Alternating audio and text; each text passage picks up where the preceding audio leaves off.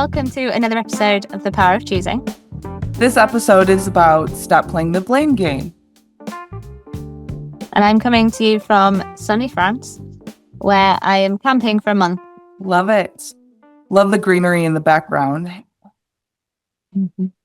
So this topic came about because I had a situation with a client where she was sharing with me something that she doesn't want her husband to keep doing. I was witnessing my client really be in a space where she was blaming her husband, and not even necessarily blaming her husband because she didn't see it that way. He has a tendency to have a couple drinks at night, and in having a couple drinks, it sets her on a tailspin, essentially. And so, for the record, this episode is not about drinking, but it is a part of the story. So I am sharing that part of the story. And so in him drinking, I asked her, what does she want and what does she need? And every time she would respond to that question, it had something to do about him. With the drinking, without the drinking, all of the things. And I paused and questioned her to actually dig a little bit deeper, that this is not about him, and to start to take a look at what is going on for her internally that she can provide for herself. Because what I've witnessed is that she provides for her spouse, she provides for her children, but what she does not provide for is herself and what she needs. And so I wanted to bring this topic to the table because I just think this is something that happens to a lot of us that we don't realize that we're doing.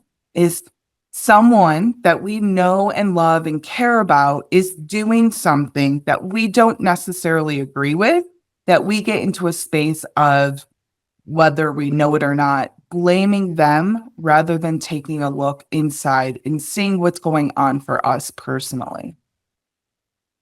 Yeah, because it's so much easier to blame someone else than to do the work or to look inside and see what is it I actually need, or what am I doing to contribute to this situation, or even what am I ignoring in myself that isn't being filled up. So things that may not normally annoy me are annoying me. Exactly. Yeah. And I think we do it all the time. All the time.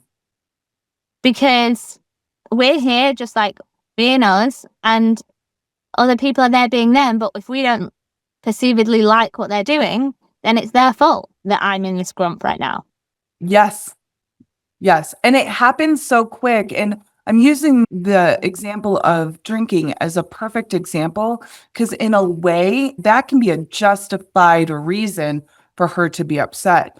And as a coach, going to her and having this conversation, I'm not buying that. I'm asking her to actually let that go. I hear her and I say, all of that is true. And what's going on for you? What do you need? It's okay if you want to go with the normal reaction of like him, but after that, you need to go right to yourself, because we have a tendency to really blame other people rather than look at ourselves. So I'm glad you said that about the drinking, because when we initially thought about this topic, I was like, I'm buying into this story. Like, I'd be annoyed too if my husband was drinking all the time. And actually, it's not about the drinking. And it changed a little bit when you said he had a few drinks. I'm like, oh, that's not so bad. And I'm just doing it here. I'm deciding what's good and what's bad about somebody else's behavior. And I'm not even in it. And actually, what it's about is maybe she doesn't get time for herself to sit back and have a few drinks. Or she is missing a connection with him that she doesn't get to when he's doing his own thing. Or many other reasons why she's feeling sad and neglected and lost, or fill in the blank. And correct. That hasn't got anything to do with him. It's all to do with her and her needs not being met. And correct. Has she figured out what those needs are? So, I mean, I'm saying have we, any of us, figured out what our needs are, so then we can ask for them to be met, and we can have a conversation, a real, this is how I feel right now. How can I get my needs met as well as yours?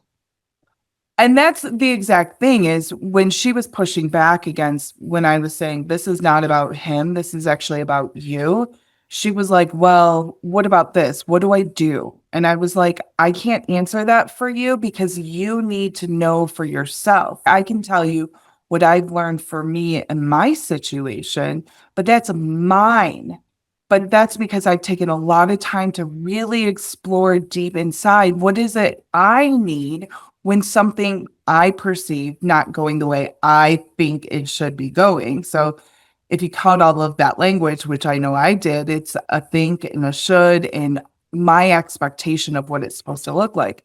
And so it is one of these things that we do put the blame game onto other people rather than taking the time to really think about ourselves. We don't enter into the equation because, in all truth, it's juicier to really be able to be like, oh, they have done this, they have done that. And rather than pause, like that juiciness, that intel that you are giving yourself is a great time for you to go, there's something here for me to learn rather than Mm. just jump to a space of like, them. This is a space for me to learn about me. Yeah, because you'll always find people to join you in the juiciness. This is where Yes. people love to be. So you pick up the Yes. phone and you're like, oh, he's doing it again. My husband hasn't done the dishes, or my best friend is doing this thing again. Whatever it is, my wife is nagging me. I've just done some very stereotypes. I don't like that. But you get the picture. Like, I'm going to call my best friend who's on my team. So they're going to side with me no matter what. And I'm going to blame the other person for doing something wrong. Yes.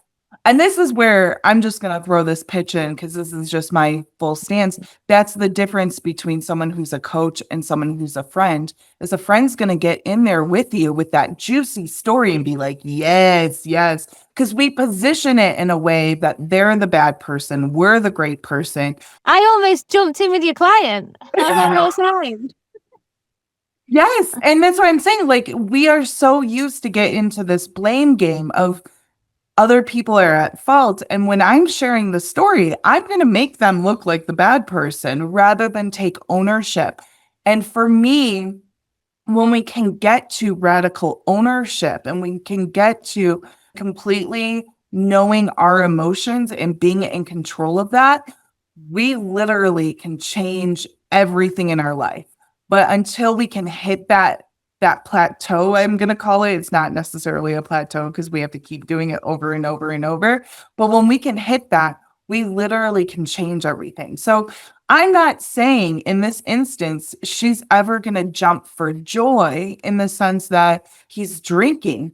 But what she can do is learn how to regulate herself and know what she needs internally when that is happening. Because that's going to give her power forever, is to know herself and to be in a place of really being, what do I need right now?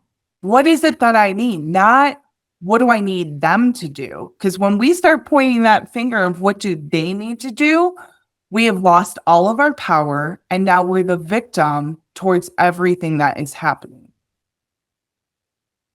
Yeah, so it's you see it as a pointer, like, oh, I'm feeling like I'm getting annoyed at someone and I'm blaming them. What is it that I need right now? So have I not had enough alone time today? Have I not had enough connection today? Have I not been told that I'm loved enough today? I mean, I'm going through all the love languages because there tends to be things that you need to fill up your cup. And if you haven't had enough of them from yourself or others, then you're lacking. And in that place of lacking, you're in a place of somebody else isn't doing enough for me right now. Exactly. That's putting that pressure onto someone else to live for you. We get scared of our emotions.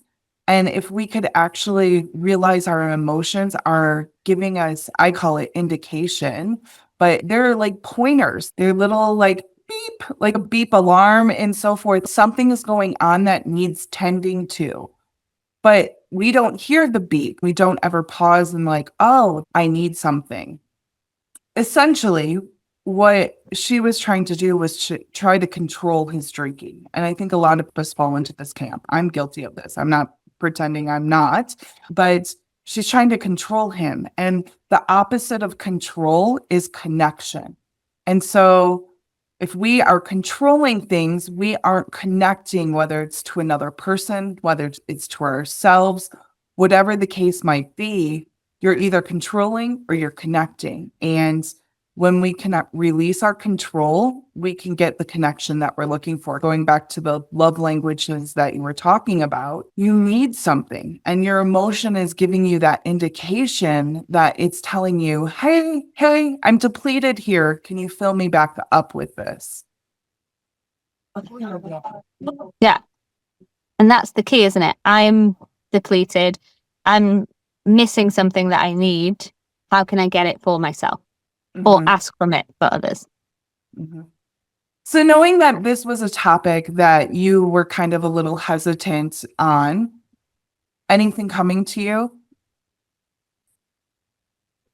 I think for me, the hesitancy came from the, like, are we just letting people get away with doing unfavorable behavior? Oh. And that's not what this is. It's more about other people's behaviors are their choice, and they're going to do them, and they're going to carry on doing them without a reason not to. And then if this reason is a game changer, you have the option to blame them and stay mad and go talk to someone else and bitch about them or whatever it is. Or you can decide what it is you need, what it is you're lacking. And maybe it's a case of, oh, I just need this for myself. And I don't even need to involve the other person because it was never about them in the first place. Or it's actually, this bothers me because of this reason, and I'm going to have a chat to them because it means we're lacking communication or intimacy or whatever it is. And I'd like us to be on the same page because maybe this person has no idea. Or the third is, actually, this is just part of their personality that they can't and don't want to change. And maybe that doesn't align with me, and maybe we're not a good fit.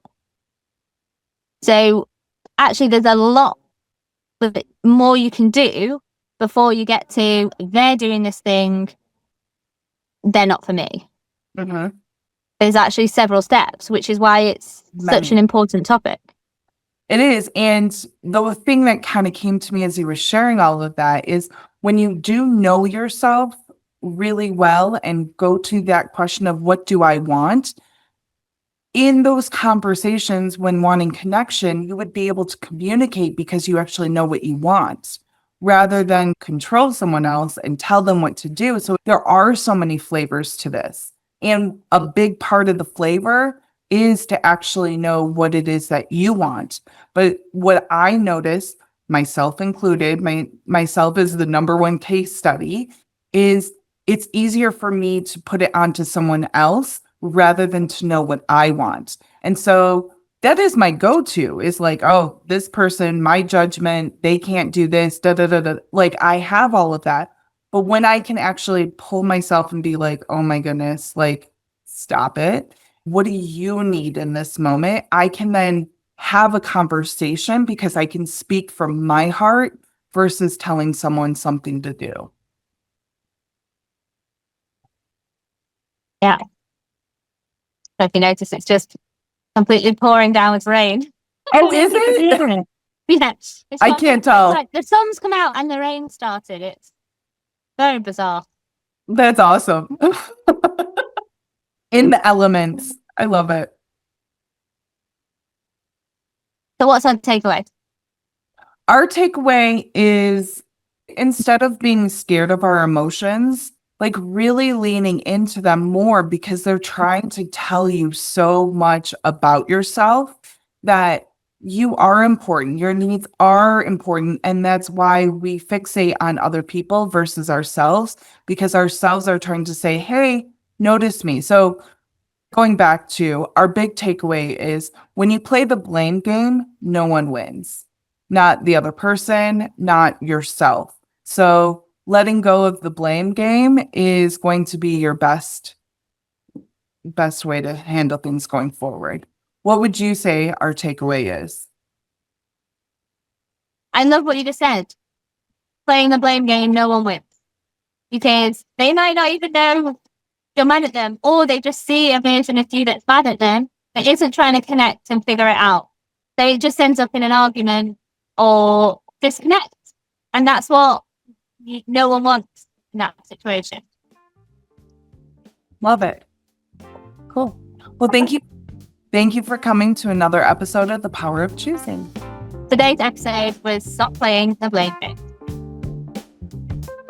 Coming from not so sunny France. Thunder and lightning.